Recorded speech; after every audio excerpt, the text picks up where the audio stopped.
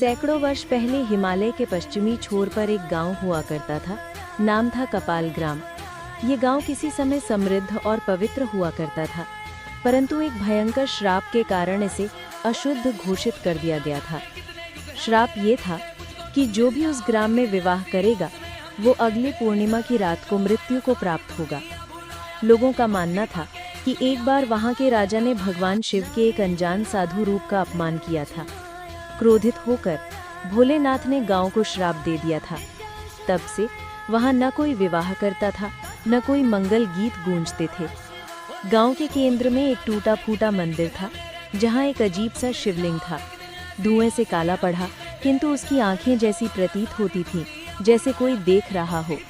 ग्राम का एकमात्र ब्राह्मण देवराज शुक्ल, वर्षों से वो श्राप को तोड़ने का प्रयास करता रहा था। वो रोज मंदिर में जाकर ओम नमः शिवाय का जाप करता और शिव से प्रार्थना करता, हे भोलेनाथ, हमारी संतानों को विवाह का अधिकार दीजिए। देवराज की एक ही पुत्री थी, राजेश्वरी। वो अत्यंत सुंदर, शालीन, बुद्धिमती और शिव की परम भक्त थी। जब वो मंदिर जाती तो लोग कहते जैसे पार्वती स्वयं पृथ्वी पर आई हो। राजेश्वरी का भी एक सपना था। वो चाहती थी कि वो विवाह उसी से करे जो भगवान शिव को सच्चे हृदय से मानता हो, लेकिन श्राप ने उसकी आशा को चीर डाला था। सावन की एक सुबह गांव में एक अजनबी साधु आया। लंबे केश, जटाएं, त्रिपुंड, भस्म। वो मस्त होकर गा रहा था, न मेरा आदि न मेरा अंत, मैं हूँ शिव का भक्त अनंत। वो सीधे कपाल ग्राम के टूटे फूटे मंदिर में गया और वहां धूनी रमाकर बैठ गया। गांव वाले डर गए कि कहीं ये भी श्राप का शिकार न बन जाए। ब्राह्मण देवराज ने उस साधु से पूछा, तुम कौन हो? मैं बस एक भटकता योगी हूँ, लेकिन इस बार मेरी यात्रा किसी कारणवश है। राजेश्वरी उस साधु के दर्शन को गई और आश्चर्यजनक रूप से जैसे ही उसकी नज़र साधु से मिली, उसके हृदय में कंपन होने लगा। साधु ने उसकी ओर देखा और मुस्कुराया, तेरी आंखों में शिव की भक्ति है, पर मन में डर क्यों?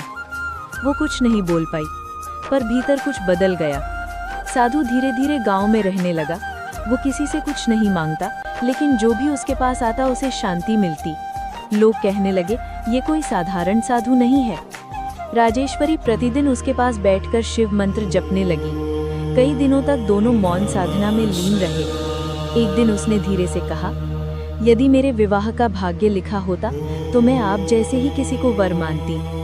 साधु हंस पड़ा, पर उसकी आंखें गंभीर हो गई।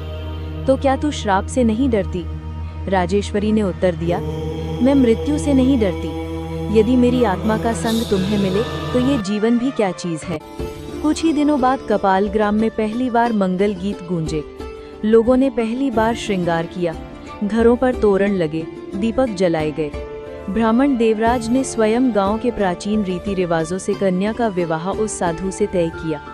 लेकिन जैसे ही बारात की तैयारी शुरू हुई, आसमान पर काले बादल छा गए। पशु चिल्लाने लगे। गांव का पुराना पुजारी दौड़ता हुआ आया, रुको, ये कोई साधारण बारात नहीं, तुम श्राप को बुला रहे हो। पर कोई न रुका। प्रेम और विश्वास ने भय को हरा दिया। शाम होते ही एक आश्चर्यजनक दृश्य देखने को मिला। उत्तर दिशा से बारात आई, पर वो कोई साधारण बारात नहीं थी।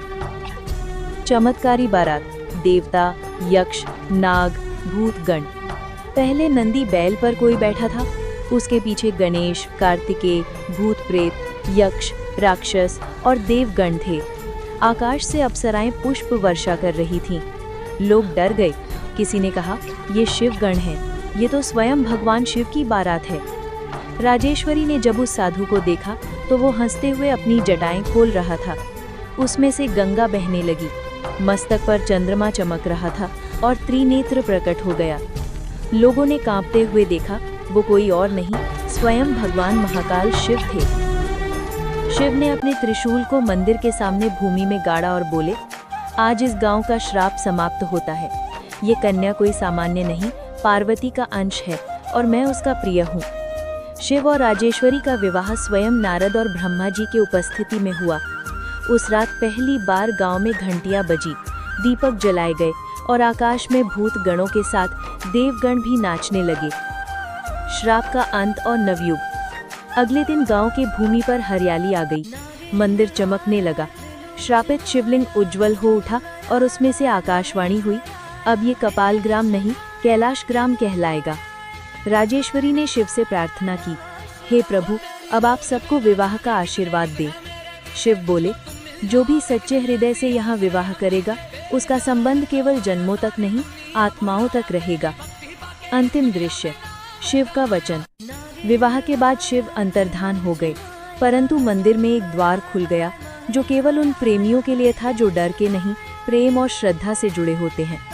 वो मंदिर आज भी कैलाश ग्राम में है और वहाँ हर सावन में एक अदृश्य बारात आती है, जहाँ संगीत सुनाई देता है, पुष्प गिरते हैं, पर कोई नहीं दिखता। संदेश, शिव केवल योग, ध्यान और समाधि के देव नहीं, वो प्रेम और विवाह के भी संरक्षक हैं। जिस ग्राम पर श्राप हो वहाँ भी अगर शिव कृपा हो जाए तो सब मंगलमय हो जाता है। सच्चा प्रेम कभी डरता नहीं, वो तो आत्मा से आत्मा का मिलन है। सावन का हर दिन भगवान शिव के किसी रहस्य को उजागर करता है, जो उसे खोजे वही पाता है। अगर आपको ये वीडियो पसंद आई है तो चैनल को लाइक, सब्सक्राइब और शेयर करना ना भूलें। हर हर महादेव।